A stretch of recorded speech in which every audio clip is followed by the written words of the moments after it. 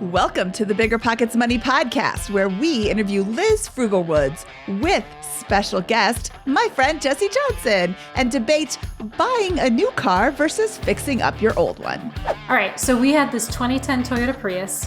We bought it in 2016 for $8,995.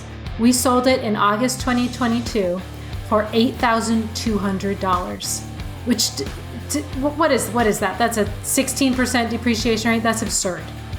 But that's what the market will bear. And I'm in rural Vermont. Like, this is not exactly a big market. So like if you have an extra car that you don't need, this is a great time to sell it. Hello. My name is Mindy Jensen, and with me, as always, is my non-mechanically inclined co-host, Scott Trench. But a little bit later, Carl hops in to talk shop with Jessie. Scott and I are here to make financial independence less scary, less just for somebody else, to introduce you to every money story, because we truly believe financial freedom is attainable for everyone, no matter when or where you're starting, or even if you're buying a brand new car. That's right. Whether you want to retire early and travel the world, go on to make big-time investments in assets like real estate, or start your own business, we'll help you reach your financial goals and get money out of the way so you can launch yourself towards those dreams. Scott, I am excited to talk today to Liz and to Jessie about new cars. We have had so many people on the show whose biggest money mistake was buying a brand new car. But Liz Frugalwoods is here to talk about doing just that, consciously making a decision based on a lot of research and a real need, not just a want or an I deserve it. But she is here to defend her choice. Yeah, I think it's a great discussion. There's a lot. Buying a car is challenging. It's not buying a house, but it's probably the second hardest of these life financial decisions that we got to make after your home purchase. So much research goes into it, so many different puts and takes. There's transaction costs to buying and selling cars, just like there are with housing.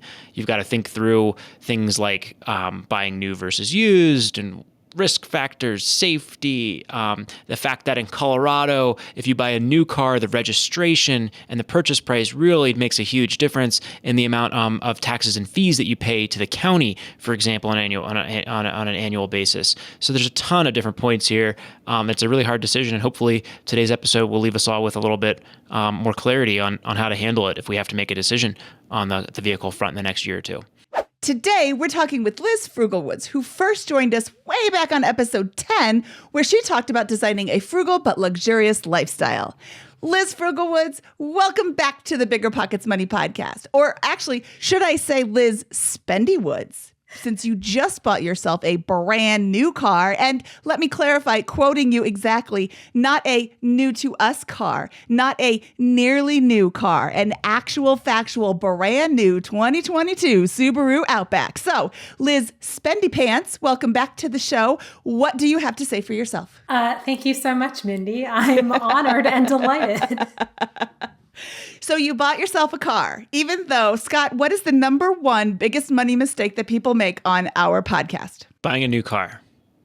Is that right? So, Liz, from episode 350, you are wrong. I'm just kidding. Okay, it's actually episode 349. However, Liz, I actually approve of your purchase, and there are a lot of reasons why. Let's talk about why you even felt a need to buy a brand new car, a car at all.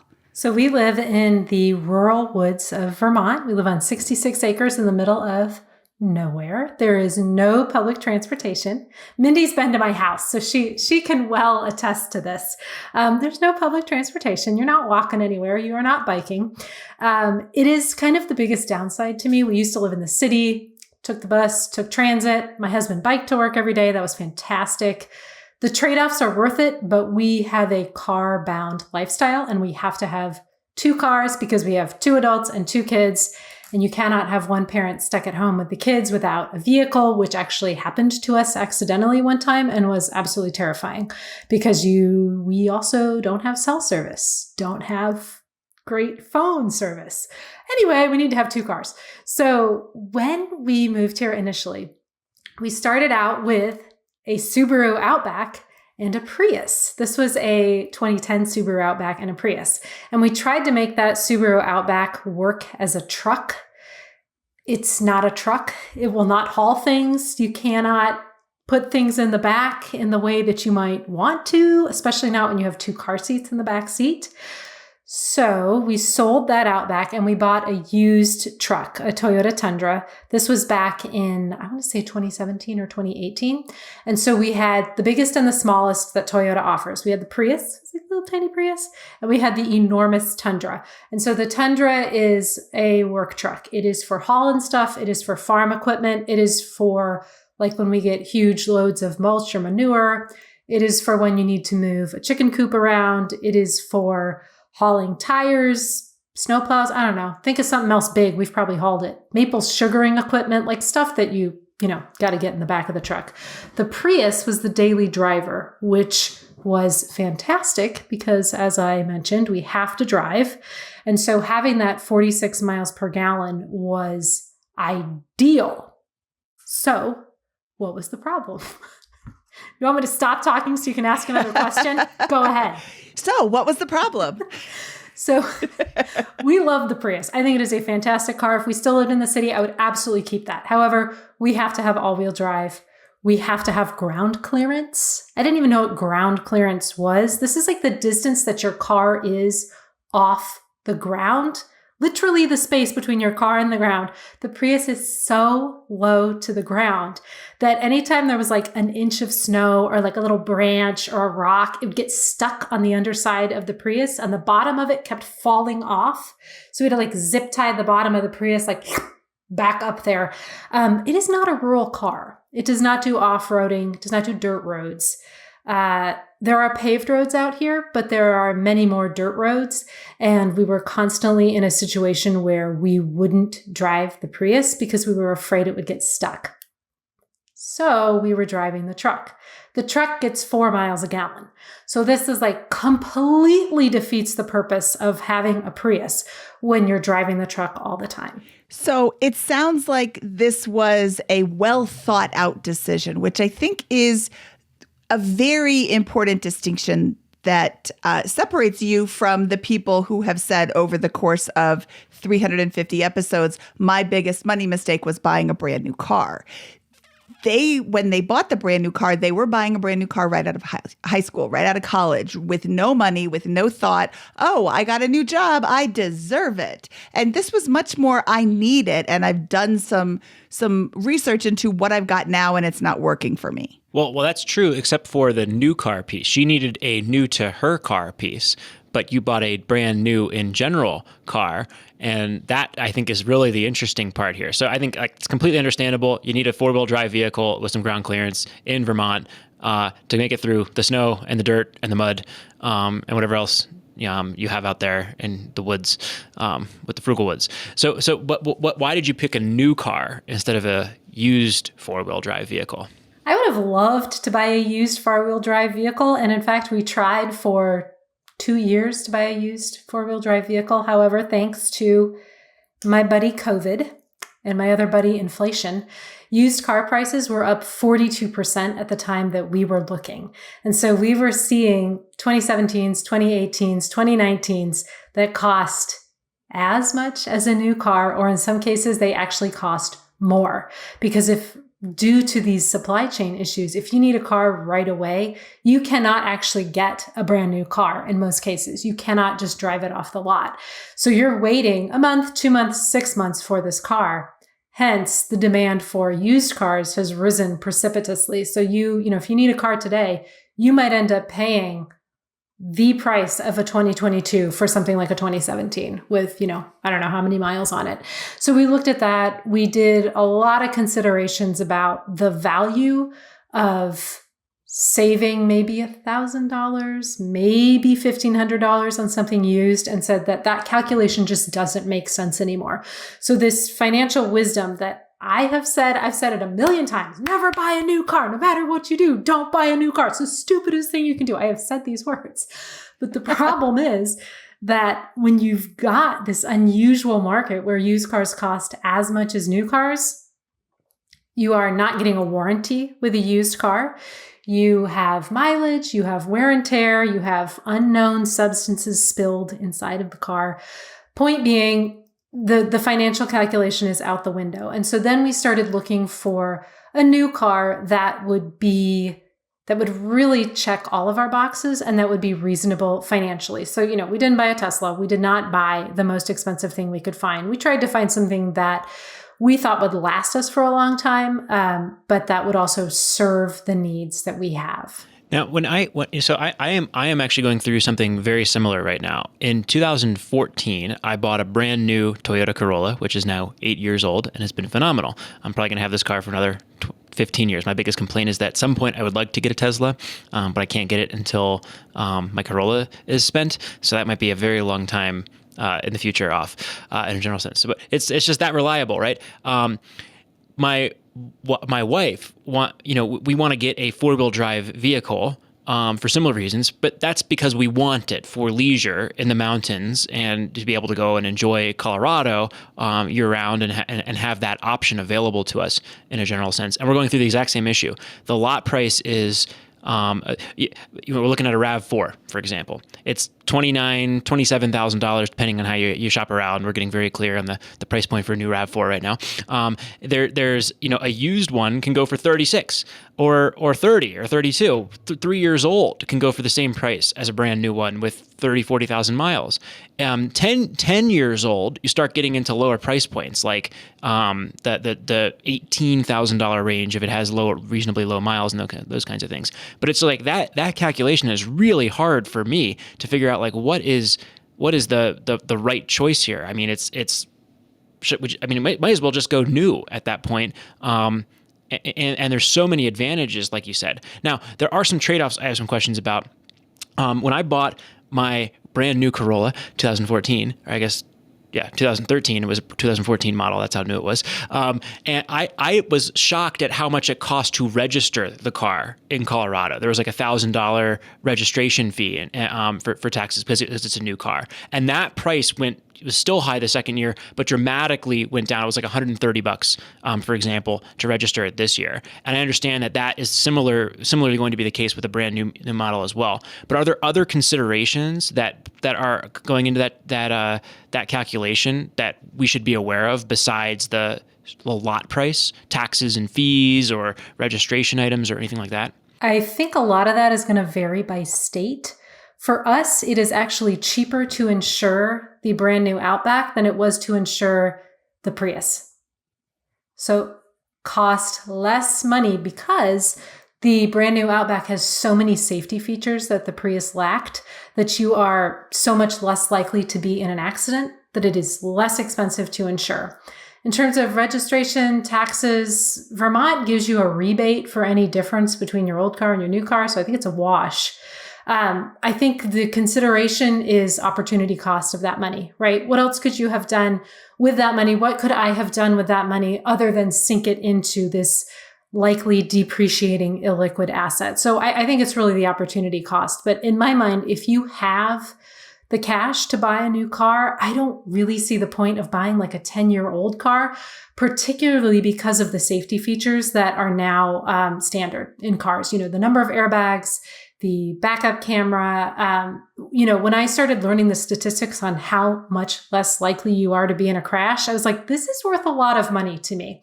I have 2 little kids. This kind of goes beyond the financial for me, but it really begs the question of, again, why buy such an old car if you can afford something newer? Because I also think with an old car, it may have already hit its depreciation curve, so it may not lose a whole lot of money, but it's also, I'm not sure that you're necessarily solving the problem that you need to solve. These cars are keeping their value at a tremendous rate, which it was a great time to sell the Prius. So we sold the Prius for like not a whole lot less than what we had bought it for, which is unbelievable. Yeah, I bought my Corolla for $17,000 in 2014. It is now worth $12,500 8 years later. So it's pretty remarkable. So one of the big arguments against buying a used car in the past was, I'm buying somebody else's problem, which was mitigated by the fact that it came at such a reduced price. Well, I might be buying somebody else's problem, but 3 years ago that car was $17,000 and now I'm buying it for $5,000. That's a lot of money that I can gamble on, fixing and repairing the car. But now with prices so close, I mean, in your article, Liz wrote an article at frugalwoods.com called "Why We Bought a New Car." And in the article, you say the difference was $2,000. At that point, that is nothing. And I absolutely would have done the same thing if I had all of the same scenarios that you do. I don't, and I am stuck with my 2010 and my 2003. And it's okay because they get the job done. And I'm not really stuck. Carl wants a Tesla, but I'm like, then go buy it. But let's also acknowledge something here. Like the three of us on this, talking about this issue, we are all millionaires. Right. And so we have the luxury of being able to make a calculated financial choice with this scenario in a non-emergency setting. But like, how do we think about the ramifications of this market and this choice for other folks that are looking to make a good decision here and need to get a car for whatever reason in a short period of time? And I think you have three choices there: buy used, buy new, or lease. And maybe I'll add a fourth one, a creative option that I'm not thinking of with this. What do you do in that position right now if you don't have $30,000 to drop on a new car or ability to finance $30,000? I just helped some of our closest friends who all of a sudden needed to get a car. And, it was not optional. And so I kind of took them through the process that I do when I work with people on their finances, which is like, okay, start at first principles. Do you need a car, right? Because if there are people who live in circumstances, in cities, in places where you do not need a car. I lived in New York City. The car is more trouble than it's worth. Out here, as I said, 2 cars are absolutely mandatory. So think about your lifestyle. Is this something that you could delay for a year and kind of hope that inflation and the supply chain settles out, right?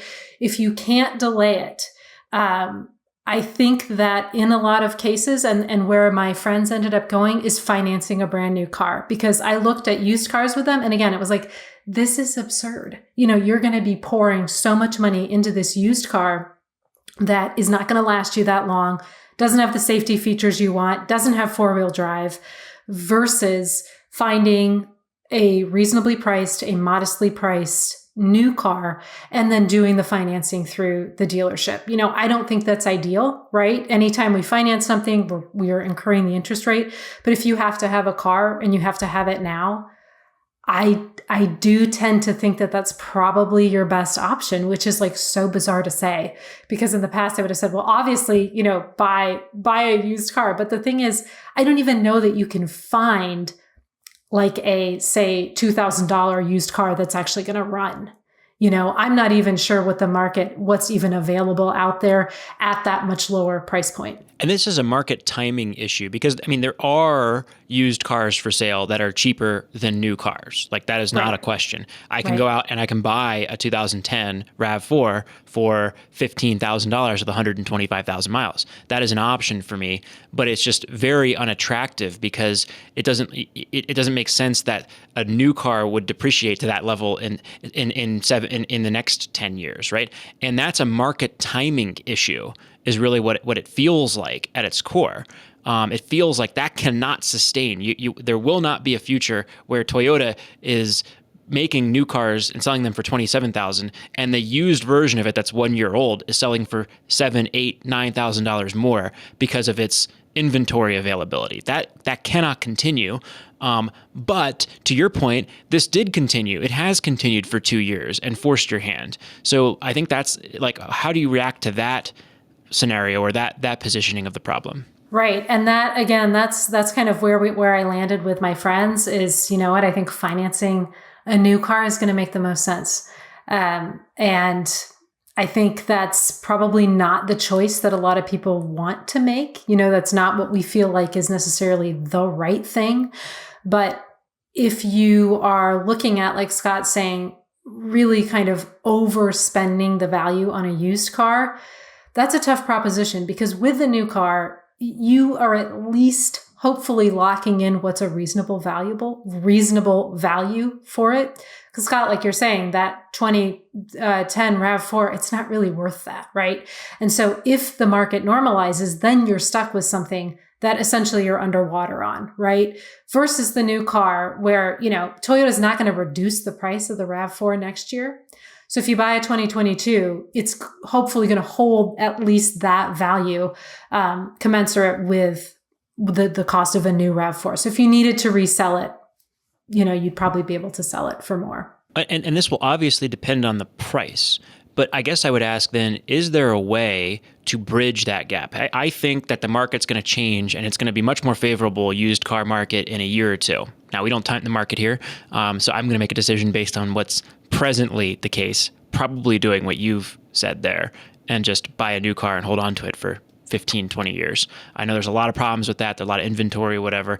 And I'll probably finance it because the dealer rates are much better than, for example, mortgage rates. And why would I not finance something at a lower rate than the mortgages that I have in my rental properties? So anyways, but is there a bridge that you can do, a short-term rental, other options for using a car when you need it, like Zipcar? Like, what are there any things that you're aware of that would allow you, if you wanted to time the market and just wait and see if this market comes crashing down in a year or two? Right. I think those are all great options. And it kind of goes back to how badly do you need this car, right? Mm-hmm. And in terms of timing the market, that's kind of what we did. Like we've waited a year and then we waited another year, like surely this will go down. And so this is one of two ways, right? Eventually it goes down and it quote unquote normalizes, or it just continues going up and you're wishing that you had bought a car last year, mm-hmm. which is like kind of how I feel. I'm like, oh, I just wish we bought it last year. But the stock market. I think that's a fool's errand. I think you'll make yourself crazy. And so again, how badly do you need the car? What are the priorities for this vehicle? What is the cheapest vehicle that you can get into that's going to meet the needs that you have? So how does the Cash for Clunkers program from 2009 play into the current issues that we're having? I mean, that was like 11 years ago. So it seems like that wouldn't play into this. But again, back when I was buying crappy old cars, they were not brand new. They were 11 years old and 15 years old, and they were $2,000 or $3,000. But then the government came in 2009 and said, hey, we'll buy all these old cars. And now there's no old cars that you can put, a couple $100 into and get them running for another 3 months. And then a couple $100 more and get them running for another 3 months. And, that coupled with the chip shortage, which is like the chip shortage is not going to go away. I keep reading articles about how it's going to go away next year. And then the next year I read an article, it's going to go away next year. It's going to go away next year. And Biden just signed something into law. He's allocating, he signed something. I shouldn't say he signed it into law. I don't know if it's a law, but he allocated like $54 billion to do research and like maybe build a chip factory or something. And I'm like, $54 billion is nothing when it comes to building a chip factory. But a chip factory is even like, to build it is so expensive and takes like years to build. You can't just fast track it. So I don't see, and obviously I'm not a chip shortage expert or chip expert, but I don't see this ending anytime soon. So, to your point, Liz, I should have bought it last year. You bought it this year. And next year, you're going to be like, wow, I really am glad I bought it last year, because the Fed is, what was it? The CPI, the number just came out today when we're recording this, and it is better than expected. Yay. Which means that the rate is most likely going to be increased at the Fed meeting. CPI report came in higher than expected, right? Which is not a yay. Well, it's got to be good some way, right? It's great if you own a used car that you're trying to sell. Yes, and I will tell you from experience. Okay, so I looked up the numbers, right? All right, so we had this 2010 Toyota Prius. We bought it in 2016 for $8,995. We sold it in August 2022 for $8,200. Which, what is that? That's a 16% depreciation rate. That's absurd. Yeah. But that's what the market will bear. And I'm in rural Vermont. Like, this is not exactly a big market, so like if you have an extra car that you don't need, this is a great time to sell it. So it seems like the decision point is, do I really need a car? And that's a long-term decision. Do I really need this car or a new one? Do I need a second car, one car, any cars, whatever? I got to make that decision. And the best answer is no, I don't need that. I can survive indefinitely because I live in New York or San Francisco or, in a place that doesn't really require that. And I have other options the few times I do need the car around the year. The second best one is, okay, if I need one, then right now, probably the best value play is buying a new car from a dealership and probably financing it. If you're an investor and think you can arbitrage the 3.9% interest rate or ish that you're going to be able to get if you have good credit and are a qualified buyer on a lot of these cars. I mean, that's better than a mortgage I'm going to get on a rental property right now. I can arbitrage that return with that. And if you're going to buy on the used market, you're going to need cash anyways to buy that, because you're going to have to pay the person in cash. You're simply not going to get financing from a Craigslist seller on their used 10-year-old RAV4. Confirmed. I did not offer financing on the Prius. So really, everyone is going to be bottlenecking, or not everyone, but a lot of people, I think, are going to come to a similar conclusion. There's going to be a bottleneck around these new cars pretty shortly here. And I think, to your point, what's that going to do? That's going to increase prices in the future. And it's very conceivable that new car prices just go up over the course of the next year or two. It's very conceivable that used car prices stay flat. So, if you buy a used car, you're not really winning in that scenario. I think you're right. I think all the signs point to buying a new car if you need a car right now in 2022. And I think it's a big departure from the way I've thought about the world. I would have said that, I should have bought a used Corolla when I bought my first one. But that ended up not being a very large, high stakes decision over the last 10 years for me in a real sense. And today, I think that is the move, is to buy it new. I think the other thing, you mentioned supply, and that was something that we really bumped up against because we needed to have this new car in place before the winter. And the winter starts like September 20th. So we needed it starts in November. And, people do not really buy and sell during the winter here. And so we needed to have the new car, have the Prius sold before the fall. And so we started looking, and in the post, I include all the different cars that we looked at.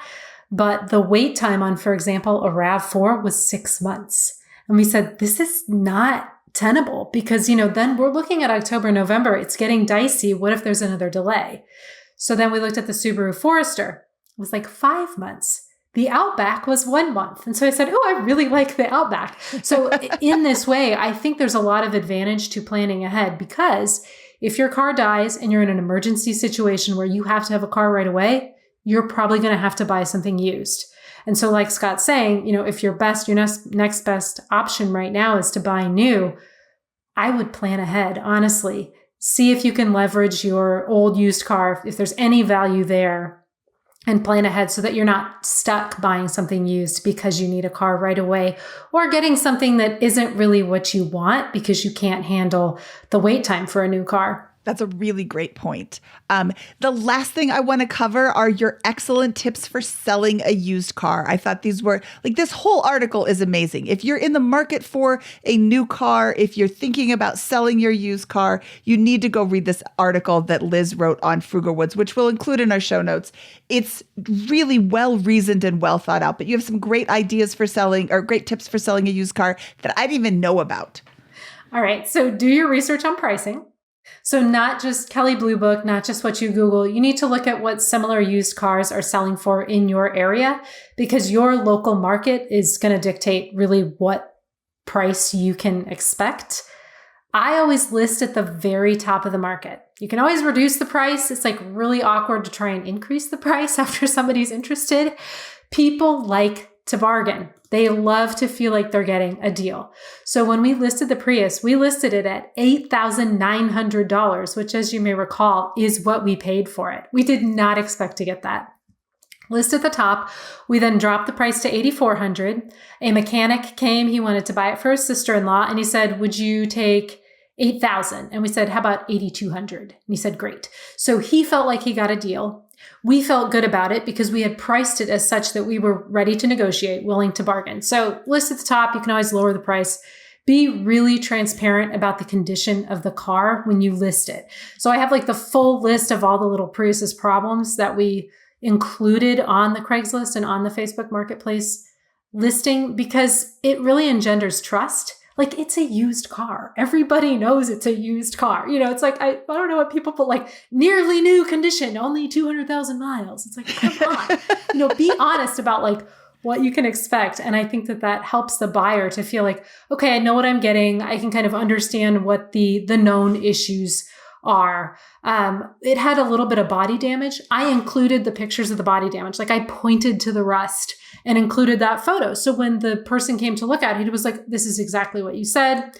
I'm perfectly comfortable with this. I totally understood the rust issues ahead of time and I'm ready to pay cash, because he wasn't coming on like a fishing expedition. He didn't need to try to figure out what might be wrong with this, and we said, you're a mechanic. Do you want to look it over? He's like, no, it's fine. You listed everything, And so I think you're not really doing yourself any favors if you try to conceal any of those issues. It's kind of like dating. Like, I think you could probably like deceive someone for a couple dates, but then like they're going to know. So you might as well just tell them. What was your most embarrassing spill? In the car? Yeah. Oh, gosh. Oh, well, yeah. You're not a parent yet, so I don't know if you want to know, but there were some, it's just, kids are just like awesome. There's a lot of issues. Car seats are washable. Also, you need to have a cover on your car. I actually am a parent at this point. So we're recording this on September 13th, but we have a baby girl due October 6th. So by the time this releases, I think on Halloween, I will be a dad, fingers crossed, to a wonderful baby girl. Oh, you will have washed that car seat 3 times by then. So yeah, you'll understand. Awesome. Yeah. So you recommend like the little mats, the rubber mats at the bottom of the car necessary? Yeah. So I include in the article a link to everything we got. And my kids are like way older. They're 4 and 6 still. The car is like entirely childproofed. Like there is mattage, every open surface. If you do not want it stained, cover it up. So we had done that in the Prius. And so the interior actually looked like really good. I washed it, I vacuumed it, I cleaned it very well before we listed it. And then I think one of the last things is do not do a trade-in with a dealership. Do not do a trade-in with a dealership, pretty much no matter what. So when we bought the Subaru, I was like, oh, can you tell us the trade-in price? And my husband was like, why are you asking that? We're not going to trade in. I was like, shut up, Nate, because I wanted the number to really illustrate my point. And Nate the whole time was like, I don't understand why you're doing this. I was like, because I write a blog and I need material.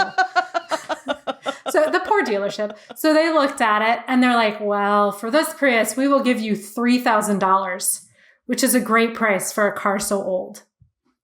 As you will recall, I then sold it for $8,200. So people do not want to go through the hassle of private sale. That was worth $5,200 to me to, spend a couple hours. Like the kids and I washed it. We vacuumed it. I took some photos, wrote up a description. So I made $5,200 in an afternoon, essentially. That works for me because it was also a child activity. They had a great time. So, I think it's very tempting to do the dealership trade-in because you just... They had to undo all their damage. Oh, yeah, they had to. They were like, wow, this car is dirty. I was like, in fact, I wonder why. So I think those are my used car selling. My husband and I have sold 3 used cars over the years, I think. And we've always done it in private sale like this. And it's, it works out. I hope to never sell a used car. We'll see if that happens, if that's true. What is you're just going to have like a little car graveyard? Well, I'll sell it when it is totally done for parts company. So I don't know because I think there is some value and somebody needs to make a chart and a graph. I think there's some value in capitalizing on the remaining years of an older car that you no longer want to drive, a higher mileage older car, but that's true. Going ahead and cashing out on it versus having a true clunker, which we've had in the past and is really annoying and very hard to get rid of a car that no one wants. Yeah, I've got one that will eventually just go to the graveyard because nobody wants it. This is the problem. driving a stick, which is one of my tips. But I want to highlight that you sold it by yourself for $5,000 more. Most people don't want to go through the hassle of selling their car, but I think also most people don't take your tip to be honest with the condition of the car. Barely used, only 200,000 miles. And then people come out and they're like, well, what about all the rust and the front end damage? And it smells like gasoline on the inside and all of these things. When you are super honest, the people who want a brand new car are going to be like, I don't want to drive that car. They're not going to come. It's way less hassle because then you're just getting the mechanic who wants to come out and buy it for his sister-in-law. He sees all the stuff that you listed and he's like, they listed everything. There's no way that there's anything else that's wrong, because why would you show all of this? And then like, what else could you be hiding? Right. And I had the full folder of like all the maintenance records. Like I keep everything. My husband made a spreadsheet of everything. The guy didn't even want it. I was like crushed. I was like, I have this whole, he's like, no, I'm a mechanic. I don't need it. I was like, but I have like its little birth certificate. I have it all, because I do feel like it's like, what am I trying to hide from you? Like, I'd like for you to be able to see all the work we've done so that if you have an issue in the future, your future mechanic can refer back. Like, again, I just see no reason to like not be transparent in this interaction. Yep. My last tip is, because I drive a stick, it is a stick shift car. My husband once advertised a manual car. And do you know how many people know what a manual is? Only people who drive manual cars. So he put manual in there and all these people are coming over and they're like, it's a stick. And I'm like, did you not put stick in the car? He's like, yeah. Or in the ad, he's like, I said it was a manual. I'm like, nobody knows what that means. So I made him write stick shift in there, and we still got a couple of people. But I mean, if we're giving you all that information, then that's on you. But nobody knows what a manual is. So if you're trying to sell a stick shift car, sell a stick shift car. Don't sell a manual car. Right. That's right. Awesome. So I love it. So the takeaways from today are, if you need to buy a new to you car, probably, unfortunately, going to need to think about buying new, and you're going to have to wait a few months, but it's going to probably be a better bargain, all things considered, than buying used, unless you really get a smoking deal in the used market, or get lucky. But it's, Liz was not successful in her trials. I have not seen anything come close in my shopping the last couple of months. And I just generally agree with that assessment. If you're going to buy a new car, consider getting financing, because the interest rates are much lower for that than they are for a lot of other types of purchases, especially if you're into real estate. You're going to get a 6 or 7% interest mortgage on a rental property. You can get a 3 or 4% mortgage on a new car. So crazy financial advice coming out of us today in the context of the last 10 years. But I think it's the right move on that. And then I am going to put out an audience shout out, because in spite of myself, and I think in spite of many folks listening to this, advice to not try to time the market. I think some people are going to try to put off the decision to buy a car in the craziness of the current car market and try to combat it even longer than Liz did for 2 years. So I would like audience help. If you have any ideas, how can you bridge the next year, 2, 6 months, 18 months, whatever you think it is, in order to have access to a car that you need for your family without having to buy, lease, or buy new, buy used, or lease? We'd love to hear it. Are there zip car things? Are there other creative avenues to do this, to bridge things so you can delay the need for a car purchase? If you think that the market's going to come crashing down, I'd love to hear your opinions, and we'll post that into the BP Money Facebook group. Liz, thank you so much for coming on today. This was a fascinating discussion. Thank you for having me. Thank you, Liz. It's always lovely to see you. And I was just kidding about the Spendy Woods part. If anybody has any complaints, I think it's If anybody has any complaints about that, you can email Scott@BiggerPockets.com. Liz, where can people find out more about you? You can find me at frugalwoods.com. I am on Facebook, Instagram, and Twitter at frugalwoods. Awesome. Thank you so much, Liz, and we'll talk to you soon. Thank you. Bye. Okay, we just heard from Liz Frugalwoods about why she chose to buy a brand new car. And now I'm about to bring in my friend Jesse, who is a mechanic of more than 20 years, to talk about getting the most for your car when it's time to repair, when it's time to throw in the towel, how to find a good mechanic, etc. Joining me is my co-host, Carl Jensen, my husband, who knows more about cars than I do, but less than Jesse does. Carl, welcome. Thank you. Jesse, welcome to the BiggerPockets Money Podcast. Thanks for having me. I'm super excited to talk to you. I have a quote really quick from my producer Kaylin's boyfriend, Tom. He says, the cheapest car you'll ever own is the car you already own. I really like this quote because it's kind of true. You already own the car. If it's a paid off car, you don't have a car payment. You might have car repairs, but you don't have a car payment. If you do have a car payment, you probably don't have car repairs because it's a brand new car. Hopefully it's a brand new car. But let's get back to Liz. I know Liz personally. I know that her decision did not come lightly. And I also know that her husband is very mechanically inclined. So they did all the research and they decided that they didn't want to own this car anymore. It wasn't working for them. They ran all the numbers. They did all the stuff. I mean, they are super huge nerds. If you know the Frugalwoods, you know that they are spreadsheet nerds. But not everyone has someone in their life who is mechanically inclined. So this is where Jesse comes in. Jesse, I have heard, as I am sure you have, cringy comments from people who are like, my car needs $800 in repairs. I'm just going to buy a new car. And sometimes that $800 in repairs is going to get you to, 5 more years of driving on this car. But sometimes that $800 is going to get you to next week's $800 repair. Let's talk about some issues that are worth repairing and some issues that are not worth repairing. So I think when it comes to repairing a car, it's going to come down to safety and reliability. They can be the two biggest repairs that probably should be done. So if you can't safely drive your car, that's going to be the top thing that needs to be repaired. Now, if your car is safe but can't move, that's going to be the other side of it. So those are the two big ones. So brake, suspension, steering, that's all safety stuff. Depending on your comfort level, whether you want your airbags to work or not, that's a pricey repair if an airbag breaks, which all modern cars have many airbags and many different devices that can fail, but that doesn't make your car technically unsafe. I mean, some people, it's a must. Other people I see, they don't care and will drive their car that works just fine, but have airbag light on. Now, if your car's not moving, that's where it could get expensive. I mean, you could have everything from a fuel pump that's going to be expensive, but worth repairing. Or if you have an engine that fails, that's going to be where you're probably going to have the biggest debate on doing cost comparison and figuring out if it's going to be worth fixing or not, because there's no way around that. The engine and transmission are the two biggest repairs that you could possibly have mechanically on the car. And it's going to vary widely between brands, between cars, even in the same brand, whether it's a gas engine or a diesel engine.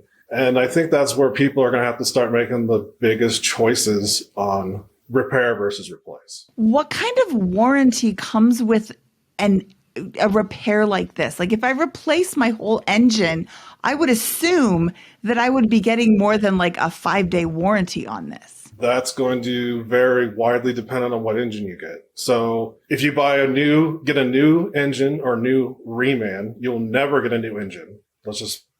There's no such thing as a brand new engine.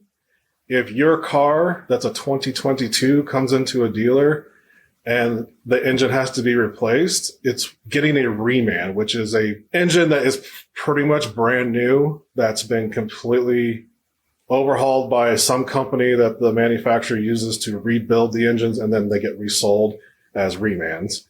They usually come with pretty decent warranties on them. I think from GM, a lot of them are 3-year, 100,000-mile warranties. So that's a pretty good chunk of time and miles. Now, if you're getting a junkyard engine, which is a cheaper option, which I have, my current vehicle I put a junkyard engine in. It came with like a 60 or 90-day warranty. And then there's different grades of used engines in the market. There's different ways you can find them. Some will have warranties and some will be like, this is just an engine. You can take it. We're not responsible for anything. Okay. Well, that's interesting. So that's a good bit of information to know. If I don't know what I'm doing and I want a warranty, then I need to ask the question, does this come with a warranty? Nope, this is just an engine. We're not responsible for it. If I want a warranty, that's not the engine that I should be buying. If I do want a warranty, then I need to go. It sounds like I should go to a dealership if I want some sort of warranty with an engine replacement. Yes and no. There's besides the new reman from a manufacturer and the junkyard ones, there are companies, they take engines and rebuild them and sell them, and they actually have good warranties on them as well. They're technically remans, but they're not made by a manufacturer. I don't know, there's a big company called Jasper. They're nationwide. A lot of aftermarket or independents have access to Jasper engines. And if you have a Jasper engine put in, you can have a warranty at that independent or any independent that is certified to put Jaspers in. Okay. And that's another way to go. If for a big item, they do engines, transmissions, and some driveline components. And they're probably one of the biggest players in the market for engines and transmissions that are remanufactured like new, that also hold pretty decent warranties on them. Sometimes it depends on the engine again, but they have different packages. They're usually a couple years and usually 100,000 miles as well. So I have a question for you, Jesse.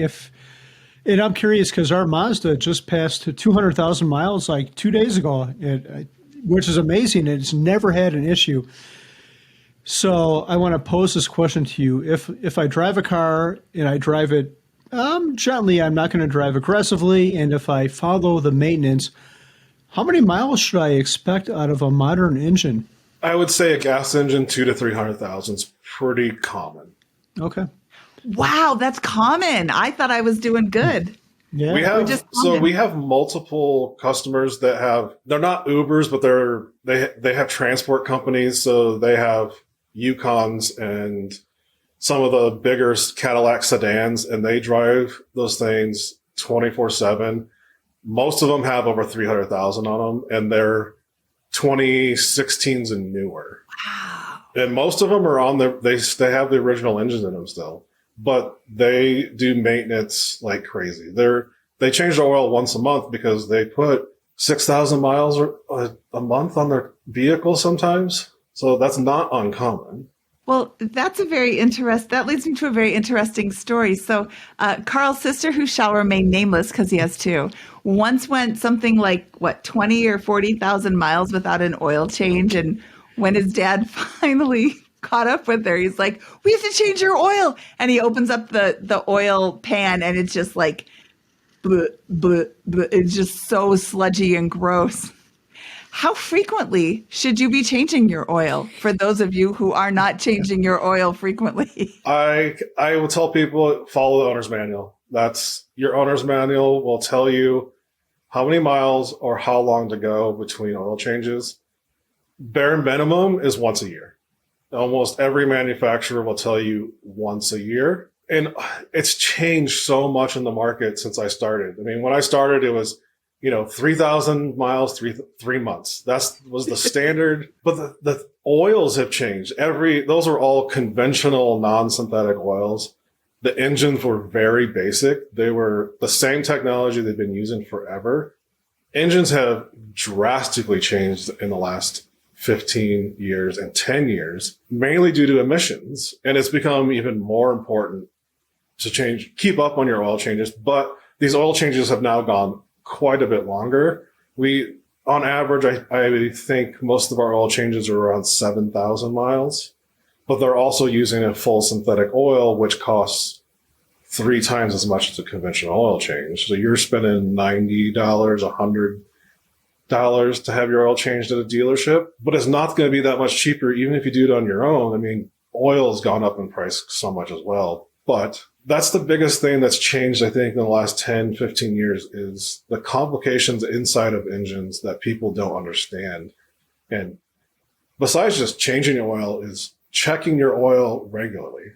And I mean, everyone should be checking 1,000 miles because engines are using oil. Just because you have a new car does not mean it's not using oil at all. And you need to check it because oil level and oil pressure is so important always, but it's even more critical because they're using oil to control things for emission purposes inside of your engine now. That's become, that it's critical. So you would say that's probably the most important thing to pay attention to clarify. Yeah, and it's so many places are lube places are pushing, they'll just put a mileage on their stickers or whatever.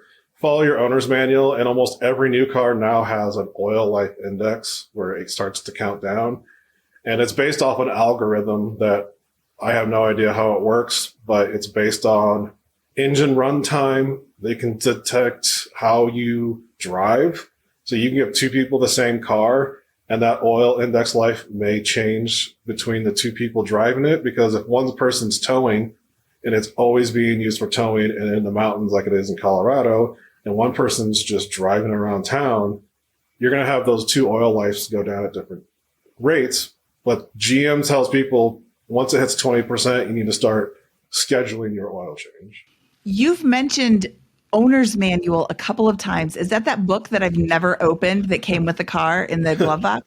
No one who's ever bought a car has ever opened that thing before. He has. I'd love to read that. It's great. Yeah, all No, the it's chapters. not. I love it. Okay, it's super boring, but what Jesse is saying is you need to open up that book that came with your car. It's in the glove box that you've never used. Open it up and find out where the oil change frequency is and do that. Also, check your oil pressure, check your oil levels every 1,000 miles. So if you haven't done that, stop this podcast, put it on pause, go outside and check your oil levels. If you're not in the right, there's a little gauge, right? Does your owner's manual tell you what it's supposed to be? Yeah, it should tell you how to check your oil. It also will tell you all the maintenance that is recommended by the manufacturer. And this is an important point. What the manufacturer says for that vehicle, not what any independent, even dealers, because everyone tries to upsell everything. So there may be services that are being recommended to you that you may not technically need or are being done prematurely. And there is maintenance schedules in every manual that I've seen. It'll lay out at these miles or time that these either need to be replaced or checked. Okay, well, let's look at this for a minute. This is a $20, $30, $50, $80, $120,000 purchase that you have made. Invest a little bit of time and figure out when you need to put in $100 into an oil change so that you don't have to then buy another $20, $30, $50, $80, $120,000 vehicle because your engine blew up because you never changed the oil ever. Yeah, and I've got one other thing to ask you, Jesse. So I mentioned our Mazda 5. I call it the minivan. It's actually because it's like a micro minivan. And our Honda Element both have, I think the Element has like 196,000 miles on it. Both of them are stick shifts, and both of them are still on the original clutch and with no sign of that clutch dying because we drive them gently. How much value? And you always hear about highway miles versus city miles, and you alluded to maybe an aggressive driver needing oil changes more frequently. So I like it. I'm going from my own bias and perspective, but we drive our cars pretty gently, and I like to think that extends their life. Do you think there's any value to that, or am I deluding myself? No, I think how you drive your vehicle does impact the way that it wears. If you're aggressive on it, if you don't keep up on maintenance, you don't check your tire pressures, that's the one thing I don't understand is just the simple things that people can do.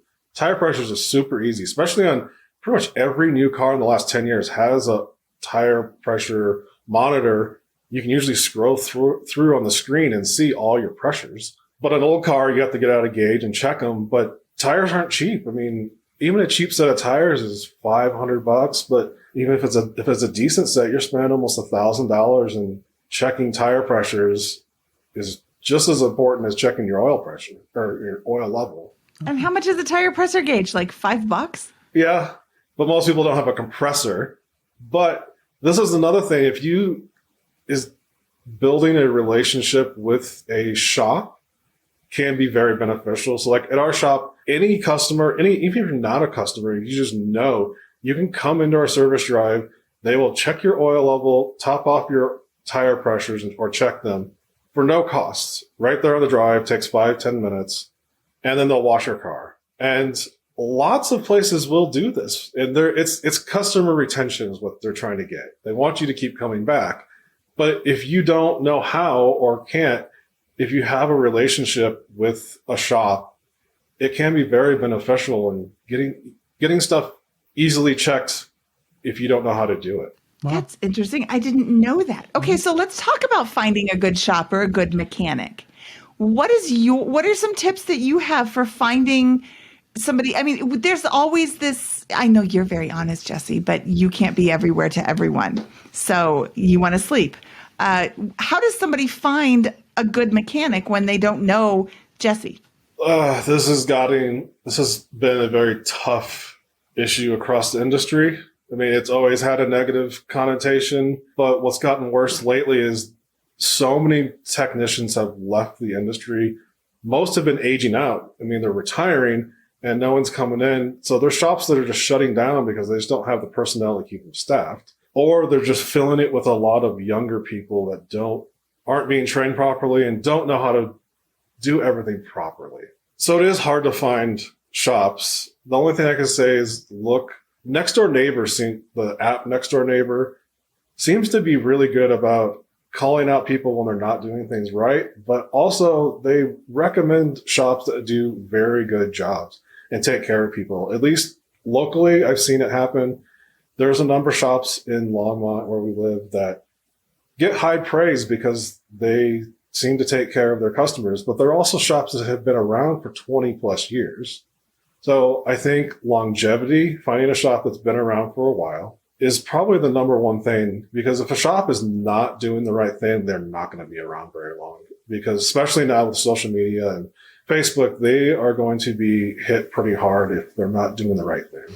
Have you ever looked at there was that show, I think it might have been on public radio, called Car Talk, and I think they had a mechanic finder on there or something like that. Are you familiar with that? Have you ever? I'm not familiar with that.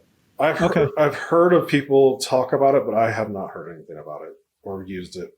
Didn't we find one in Monona there, like around the corner from our house? Yeah, we did. It was right. Yeah, it was right by our house, but I'm not sure how good they were. They were very expensive, but yeah, word of mouth is probably the next biggest thing. Is just talking to people who've had their car serviced somewhere that have had a good experience. That is a really good point. Ask your friends, ask your neighbors. I mean, honestly, if you had a really bad experience with a mechanic, you're going to let your neighbor know, hey, do you know any place where I can get an oil change? Well, don't go to Bob's Mechanic Shop on Main Street because they ripped me off. Or you should go to Bob's Mechanic on Main Street because they were amazing. They checked my tire pressure, they checked my oil, and they washed my car after they did my oil service. Like, people will talk about what they really love, and people will also let you know when they didn't really love somebody.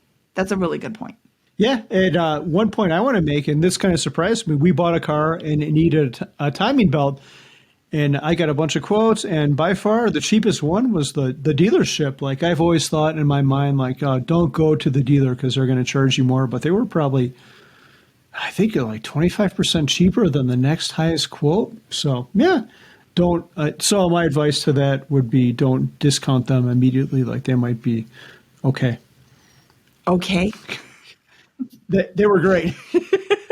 How long? So Jesse, I'm kind of curious. We have ancient cars. I think our oldest car now. What is our oldest car? From 2000, right? Well, that doesn't really count because we got that from somebody. Our oldest car is a 2010 that we have. Don't know the Element is a 2003. Yeah, we bought it brand new, which is a sin in the personal finance world. Although you just heard Liz Frugalwoods talking about buying a new car, but this was way back when you could get a used car for super, super cheap.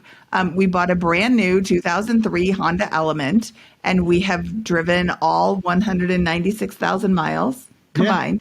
Yeah. But I mean, it's running great. I would never consider trading it out.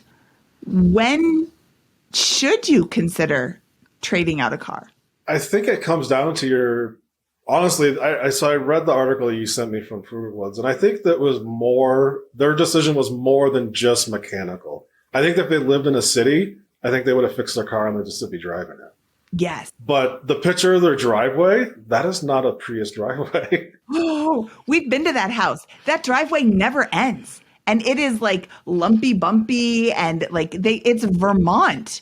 They get 1,000 feet of snow every year. So, it's going to come down to your personal preference on repair versus replace. But I think you got to be smart about it. Some people just don't like their car and they're just like, I don't want to pay this anymore. So they just want a new car.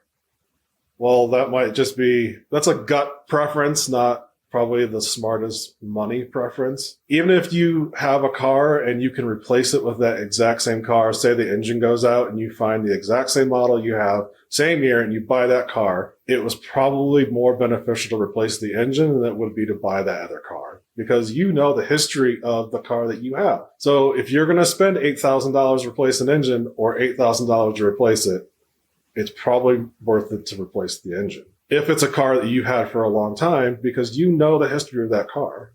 You do not know the history of another used car. Now that's going to change if you're going to a brand new 2022. There's not really a comparison, but then you need to add another zero to that $8,000 and make it $80,000. That's a really good point.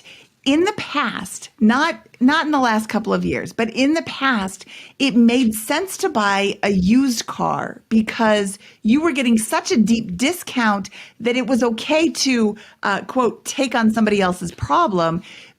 But right now, like we just heard Liz say, she was going to get like a $2,000 discount to take on somebody else's problem versus buying a brand new car. So she opted for the brand new car because you're not getting a discount on used cars right now. No, and the market has completely flipped right now. Most people are still fixing their cars, not because they want to, because they have to, because there is no available option to replace that car with, even at a reasonable price, whether it's new or used. One, we can't get new cars. It's been 2 years and our dealer usually stocked like 60 to 80 new cars. I think we've had like 10 new cars on the lot is the most we've had on the lot for new cars because every car that's coming in is already sold. So if you want a car, it's taking 6 to 9 months a lot of the time if you want something specific. And used car prices are just outrageous right now. And that's why a lot of people are forcing themselves to fix their car, I guess, and keep it a little bit longer. It's not a good time for anything right now, buying or selling or fixing. Sounds like a good time to buy a bicycle or walk or take the bus. Delivery time was one of the reasons why Liz chose the car that she chose because there was another car she wanted a little bit more, but the delivery time was like 6 or 9 months. And she said, no, forget it. I need it now. We have a lot of customers who have been waiting months for cars that they ordered. I don't understand exactly how new cars come to the dealership, but they can see sales can see when they're put on trucks and are heading to the dealership. And then they start calling customers saying, hey, these cars are on their way. Do you want them? And most people are just buying them before they even see them. And if you want a truck, or a large full-size truck or an SUV, which is the most what we sell the most at our dealer, you're paying full price and you're waiting. One guy waited 9 months for his truck to show up. People are just getting in line and just putting deposits down just so they can have that vehicle. Have you seen excitement with electric vehicles? I know the brand you work for produces EVs. We just ordered one, actually. But the new tax credit, I think there's going to be a $7,500 tax credit in 2023. And that's why we ordered one, actually, because of that. Have you seen excitement around that segment? Yeah, we still don't have a lot of EVs are in the pipeline coming. The Hummer was the first big one. We've had 2 of them. They were already sold before they even got to our dealership. It's kind of hit and miss, I think. There are some people that are all about it. There's still a lot of people who are like, I will never have an EV ever, which I don't know if that's going to play out, but it seems to be a mixed market. How do you feel about warranties? Like, so this is something I've never bought into. I never buy an extended warranty for everything. I'd rather buy a quality product and take care of it. But I know some people, like there's a lot of value to them in knowing that they'll be covered if something goes wrong, like an extended warranty. How do you feel about those? The market for extended warranties is also another whole genre. You can buy really bad warranties. A lot of these, when you get those phone calls or emails about your car's warranty is about to expire, those are the ones you do not want to buy from. I get those like 5 times a day, those robocalls. So we sell, I think, a few extended warranties that you can buy. Most of the ones you buy through a dealership are usually pretty good, meaning the coverage is good. Some are very specific, only internally lubricated parts. And that's very, very narrow in what they're going to cover. And those are a lot of the third-party ones you're not buying at a dealer. Dealer ones usually cover very similar to whatever the original manufacturer's warranty covered. And some are actually sold by the manufacturers as certified pre-owned, which is technically an extension of the warranty, which is also a pretty decent way to get a car with a warranty that has good coverage. You can take to pretty much any dealer in the United States to have it fixed. But as for whether you should buy an extended one or not, it's hard to say. If you have the money, because they're pricey to begin with, and people just roll them into their loans, thinking they're just getting these warranties, but they're costing, sometimes most of them are thousands of dollars now. So unless you have a big repair, it's probably not going to pay for itself. And the other thing is the warranties on a lot of, if you're buying it, you're usually getting a warranty on a newer car anyways, which most of the newer cars have pretty good long warranties. If anything major is going to happen, it's usually going to happen in that time period.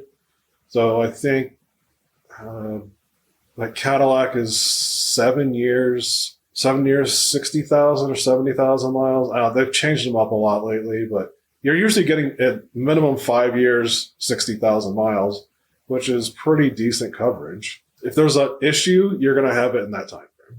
So, Jesse, I know you through the financial independence space. So what would you say? Like, I'm coming up to you and I say, well, I'm 22. I just graduated from college. I really want to minimize, like, the two things you hear about that screw up people money-wise are housing and cars. And we're not talking about housing here, so we'll talk about cars. So I'm 22 years old. I need to drive to work, so I definitely need a car. A bike and a bus is not an option. But what should I do to minimize my transportation expense? And I want to become financial independent as soon as possible. Financially independent as soon as possible. So I want to minimize the cost, my transportation costs, even though I need a car. What would you tell someone, like what kind of car to buy and how to take care of them? I realize this is a very broad and general question, but yeah. I mean, I would definitely say buy used, pay cash if you can. And I've worked for General Motors brand dealerships, so Chevy for a number of years, then Cadillac, GMC, Buick. I'm biased because I know how to work on them. But if I wasn't at a dealer, I would probably look at Toyota or Honda because they have a very good reputation. They also have very good selection of cars that usually last a long time, are easy to maintain. Lots of people, independents, know and how to work on them. Try to look for that entry-level car. I did the wrong thing. I bought a BMW when I was 22. Whoa, which one did you buy? I'm a car person, so I'm curious. So I had a 330i back in 2004. I moved out on my own to my first apartment. My car got stolen the first week I lived there, and I turned around and bought a BMW because that's what I wanted. And it wasn't a good financial decision whatsoever. Okay, so let's say I have decided to sell my car. What do you have to disclose when you sell your old car? What do you have to disclose if you're selling to a dealership, and what do you have to disclose when you're selling to a person? Nothing. Nothing. Okay. Wow. I don't believe there's any law that says you have to disclose anything whatsoever. Ooh, okay. So I am going to give a suggestion. If you know something is wrong with the car, tell the person that you're selling it to. If it's a dealership, maybe I'm going to get in trouble for saying this, but if you're selling it to a dealership, they have mechanics. It's not like they're going to be like, oh, it's perfect. Of course. We're just going to put it on the lot. I bet they have a mechanic look it over and be like, it's not perfect. I've had a customer find out he had something very seriously wrong with his car, but it was still drivable, and turn around and went to another dealer that didn't know about it so he could trade it off and get rid of it as quick as possible before it failed. That happens. It does. I would imagine that dumping garbage cars on a dealership happens frequently, which is why you would think they would drive it to the mechanic department to be like, hey guys, check this out, before they give the person some money. Rarely ever. I've never been asked to inspect a car that is being traded in. Really? If it gets traded in, it will get inspected. But if you come to a dealer and you're going to trade it in, we never look at them before. They get physically looked at, like they walk around, make sure there's no dents in it. But they do not, it does not go back to the shop to be inspected first. Okay, that is the most surprising thing that you have said. I am absolutely shocked that you said that. I thought for sure they would drive it to the auto repair department and have you guys look at it. I've worked at 4 dealers, and that's not common practice. Wow. So a lot of the times, if it's an older car, it doesn't even stay at our dealership. They turn around and sell it to an auction company, and it leaves our dealership within a few days. Okay. So our dealership, this current dealership I work at, usually doesn't keep high miles or older vehicles. They get turned around and sold to, there's companies out there that's all they do is buy these used cars from dealers that do not want them, and they usually go to auction. Buyer beware at the auction. So I guess one last question for me. If I'm that 22-year-old person and I see, you said Honda or Toyota, if I see the old Toyota Corolla on Craigslist and I go look at it,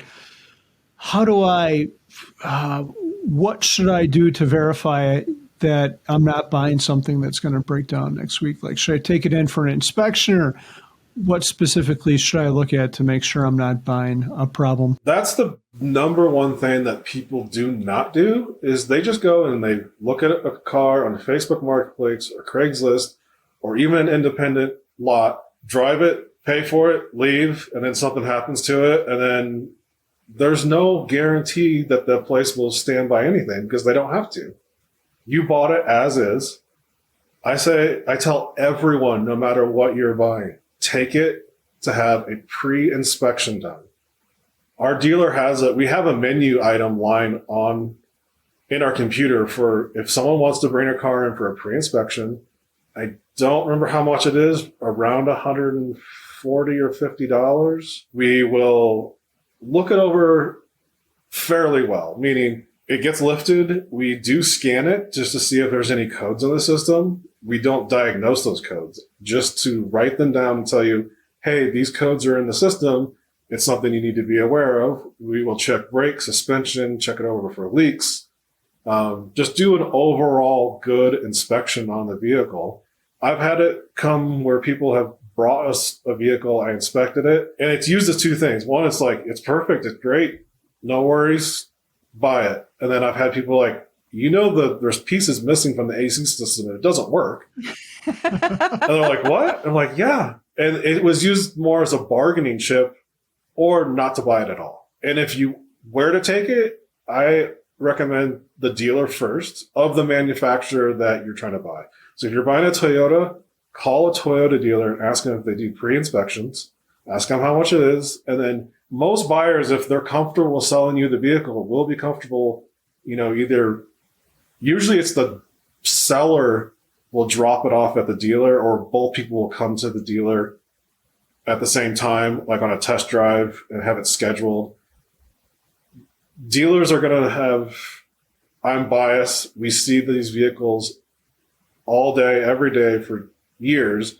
So we know what things to look for that could be small issues that turn into bigger issues before other people even see them. Or if you can find an independent that specializes in Honda or Toyota, because that's all they're working on day in, day out. That's a really good point. They know what issues are coming up. They know what to look for. I love that. That's an excellent tip, Jesse. And my other tip is have a really good friend like Jesse who will drive your car over to his place. Hey, Jesse, share your phone number with everybody. The pre-inspection.